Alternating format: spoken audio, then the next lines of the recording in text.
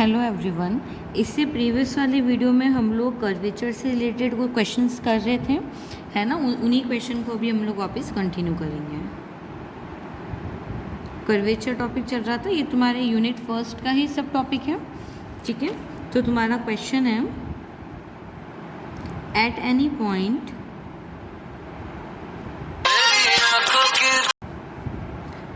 Of the parabola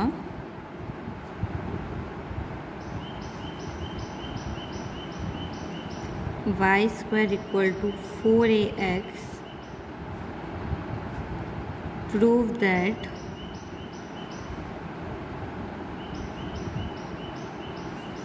number a, rho equal to 2 upon under root a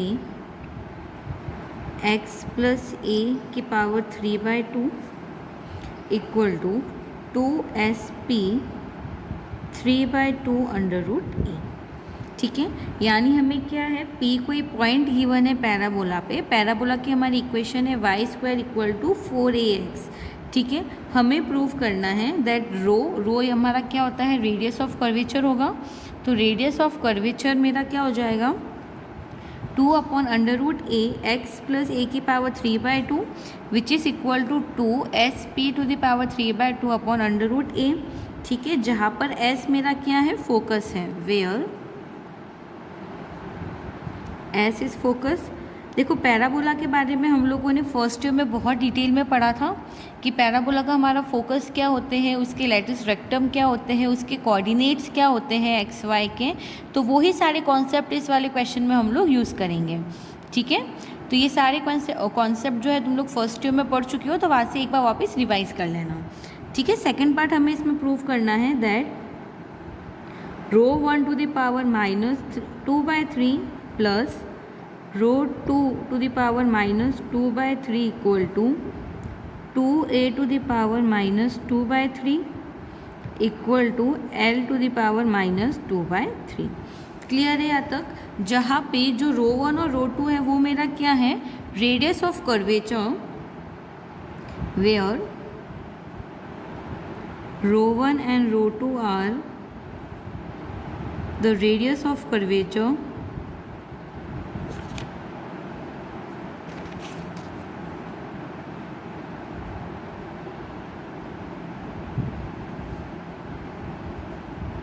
at the end of any focal chord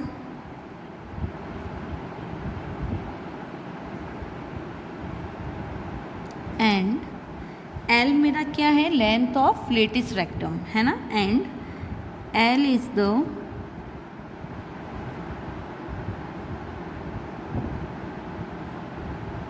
length of semilatus rectum, ठीक है। तो सबसे पहले इसका part A solve करते हैं, यानी रेडियस ऑफ कर्वेचर निकालते हैं। तो देखो ये जो हमारी पैराबोला इक्वेशन है, इसके कोई पॉइंट पी हमारे क्या हो जाएंगे, 80 स्क्वायर और 280। ये ऑलरेडी हम पैराबोला में पढ़ चुके हैं, तो लिख लो लेट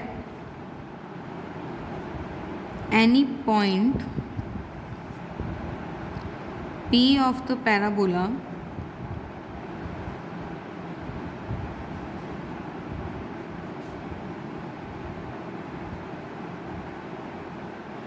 पॉइंट हमारे पैराबोला में हम लोग क्या लेते हैं, 80 स्क्वायर और 280 लेंगे, ठीक है। And the parametric equation of parabola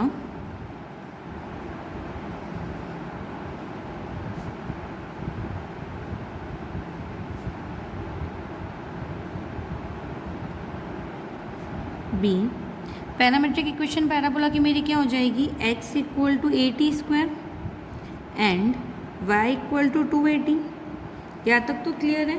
अब मैं क्या करूँ, ये जो इक्वेशन है इनका मैं t के रेस्पेक्ट में डिफ्रेंशिएट कर दूँ। So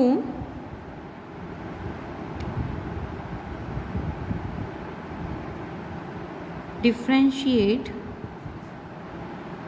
with respect to t।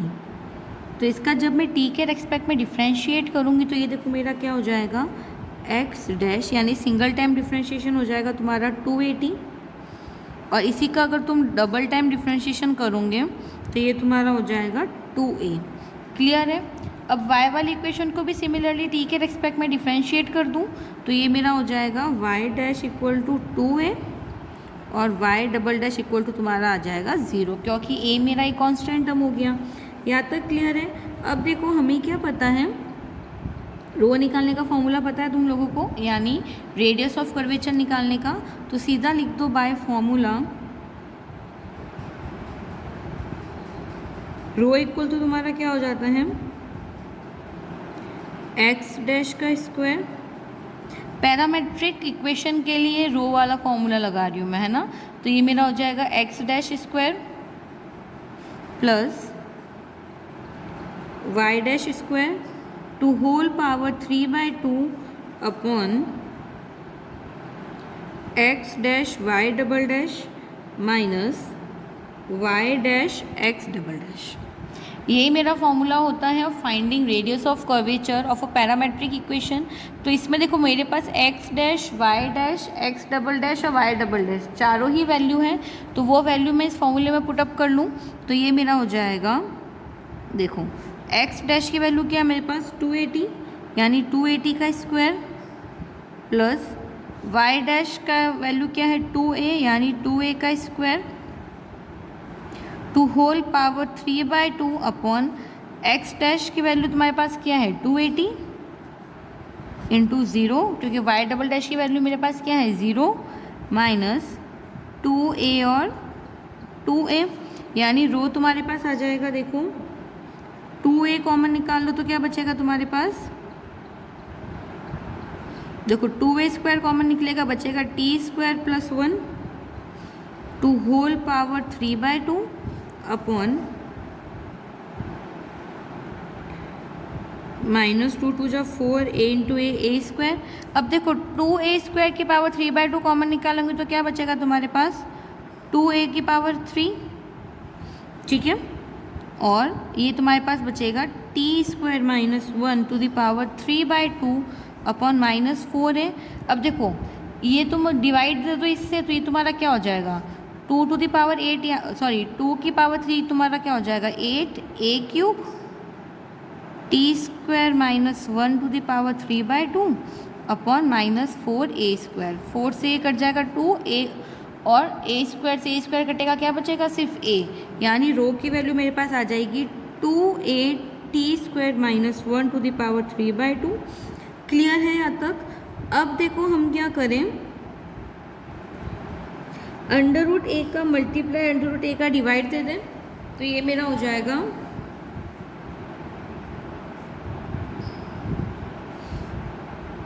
अच्छा पहले अंदर ए का मल्टीप्लाई करा दे, हो जाएगा 80 स्क्वायर, अच्छा ये प्लस है तुम्हारा सब जगह, t प्लस 1 है ना, इसको करेक्ट कर लेना, t प्लस 1 है तो ये हो जाएगा plus a to the power 3/2 और ये तुम्हारा हो जाएगा नीचे अंडर रूट a। क्लियर है यहाँ तक, ठीक है। अच्छा 80 स्क्वायर की वैल्यू तुम्हारे पास क्या है, देखो 80 स्क्वायर की वैल्यू मेरे पास x है तो इसकी जगह पे मैं क्या कर सकती हूँ x लिख सकती हूँ, तो तुम्हारी रो की वैल्यू हो जाएगी 2 upon under root a x plus a to the power 3/2। और यही मुझे क्वेश्चन के अकॉर्डिंग प्रूव करना था कि रो इक्वल टू क्या है 2 upon under root a x plus a की पावर 3/2, और यही मुझे प्रूव करना था। चलो यहाँ तक तो प्रूव हो गया। अब आगे वाला पोर्शन देखूँ तो सबसे पहले मुझे एस पी निकालना पड़ेगा। एस पी तुम्हारा क्या हो जाएगा फोकस से उस पॉइंट के बीच का डिस्टेंस, ठीक है। So we know at any point P distance of focus, ये ऑलरेडी जब हमने ट्रेसिंग पढ़ा था पैराबोला का उसमें हमने पढ़ा था कि डिस्टेंस ऑफ फोकस हम कैसे निकालते हैं। तो ये तुम्हारी हो जाती है a प्लस एक्स, ठीक है। ये तुम्हारा सीधा सीधा इसकी प्रॉपर्टी है, इसका फॉर्मूला समझ लो। तो देखो डिस्टेंस तुम्हारी एस पी हो जाएगी, भाई पी से फोकस एस का डिस्टेंस तो बताना है मुझे। तो अब इस वाले फॉर्मूले में अगर मैं क्या करूँ x प्लस ए की जगह पे एस पी लिख दूँ, इसको ले लो इक्वेशन नंबर a और इसको ले लो equation number 1। Put equation number 1 in equation number a तो रो तुम्हारा आ जाएगा देखो 2/√a और SP⁻³ यानी पार्ट ए इस क्वेश्चन का सॉल्व हो गया। ये तुम्हारा सीधा फॉर्मूला होता है distance of a focus from a given point of a parabola equal to होता है a+x। क्लियर है यहाँ तक? इसका एक क्वेश्चन क्लियर हो गया। अब हम ये वाला क्वेश्चन प्रूव करें। ठीक है, देखो हमें पता है ρ1 ρ2 तुम्हारा क्या है, radius of curvature at the end of focal chord, l इसकी length of semi latus rectum है। क्लियर है यहाँ तक? तो देखो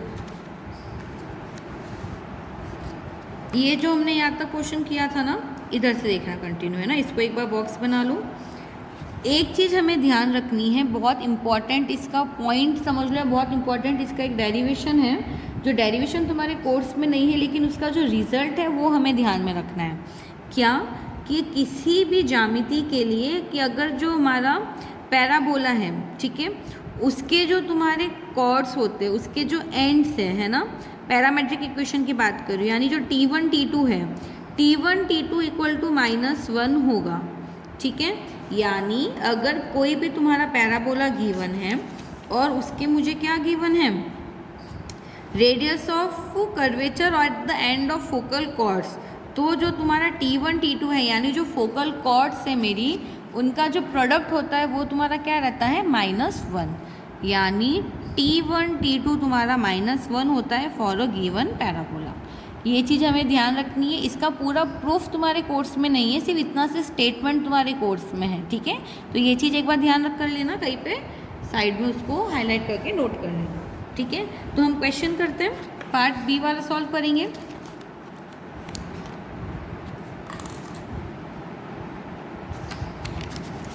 तो ये हो जाएगा तुम्हारा, देखो कंटिन्यू करेंगे पार्ट बी।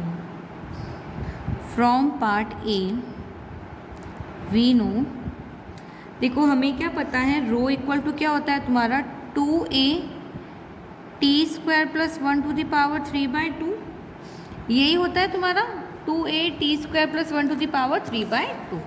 अब हम क्या करें, ρ1 ρ2 गिवन है हमें, तो ρ1 के लिए तुम्हारा क्या हो जाएगा, देखो 2a 1 + t1² ² 3/2 यही होगा। अगर ρ1 की बात कर रही हूँ तो t भी तुम्हारा क्या आ जाएगा, 1 वाला फॉर्म आ जाएगा। चलो सिमिलरली ρ2 के लिए तुम्हारा क्या हो जाएगा, 2a 1 + t2² 3/2। ठीक है, अब क्वेश्चन के अकॉर्डिंग देखो हमें क्या करना है, हमें ρ1 की पावर -2/3 प्लस ρ2 की पावर -2/3 निकालना है। तो हम दोनों वैल्यूज पुट अप कर लें। नाउ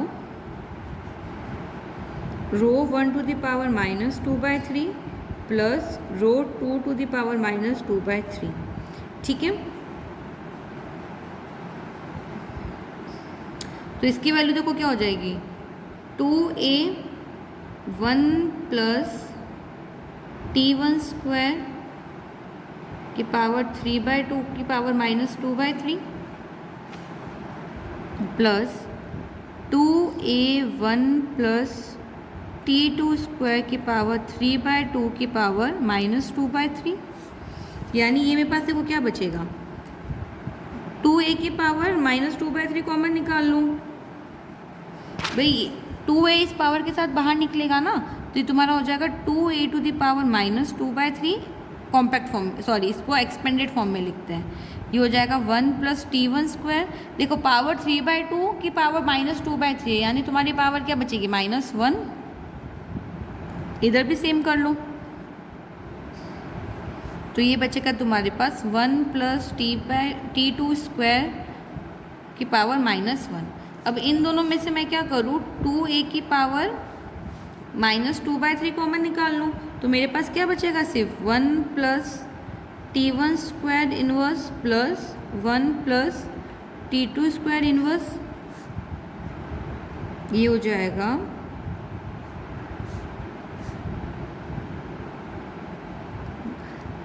पावर -1 मतलब क्या है, रेसिप्रोकल में लिखना है हमें। ठीक है, अब देखो तुम्हें क्या पता था कि T1 T2 = -1 है, ठीक है, यानी T2 को अब तुम क्या लिख सकते हो, -1/T1। ठीक है, तो लिख लो यहाँ पे, तो तुम्हारा ये हो जाएगा 2a to power -2/3 1 + T1² plus T1² / 1 + T1²। ठीक है, जब इसमें रखोगे ना, देखो माइनस का स्क्वायर प्लस ये हो जाएगा +1 और T1² और T1² तुम्हारा रेसिप्रोकल में चला जाएगा तो ये हो जाएगा। अब एलसीएम ले लो इसमें, तो ये हो जाएगा 2a to the power -2/3 1 + T1² / 1 + T1²। ये कैंसिल हो जाएगा, यानी तुम्हारे पास rho 1 to the power -2/3 rho 2 to the power -2/3 equal to क्या आ गया, 2a टू द पावर -2/3। और यही तुम्हें क्वेश्चन के अकॉर्डिंग प्रूव करना था। अच्छा, इसमें देखो आगे एक और टर्म बोला था तुम्हें L, तो तुम्हें पता है कि जो तुम्हारा लेटेस्ट रेक्टम होता है ना, तो लेटेस्ट रेक्टम तुम्हारा क्या होता है 2a = L, तो इसकी जगह पे L लिखोगे तो ये तुम्हारा क्या हो जाएगा L की पावर -2/3। तो ये क्वेश्चन आई होप सभी को समझ में आ गया होगा। इसमें पैराबोला के तुम्हारे सारे बेसिक कॉन्सेप्ट लग रहे थे। एक लास्ट क्वेश्चन है इस वाले टॉपिक का, वो कर लेते हैं कि फॉर द कर्व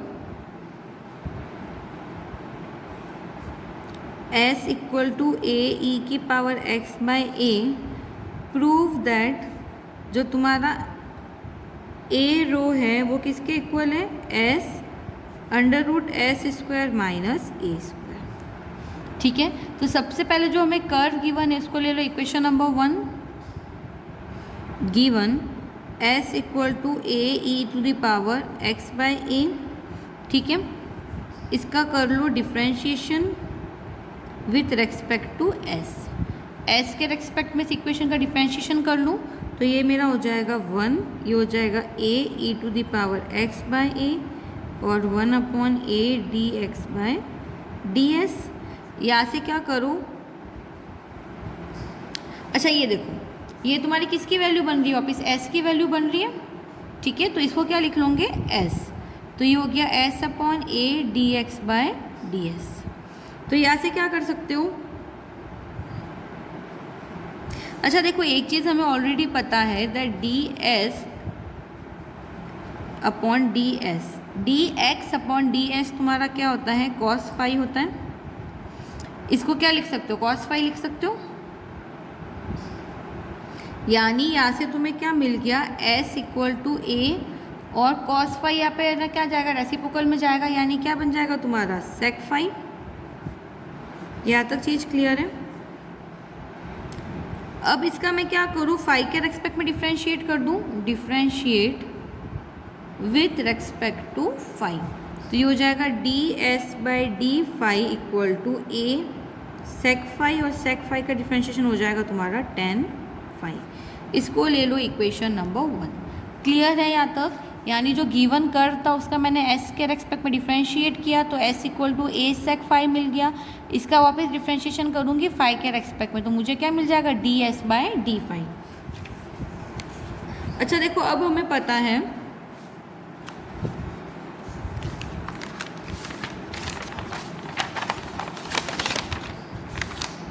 इसी के आगे कंटिन्यू करते हैं ना, we know rho equal to क्या होता है,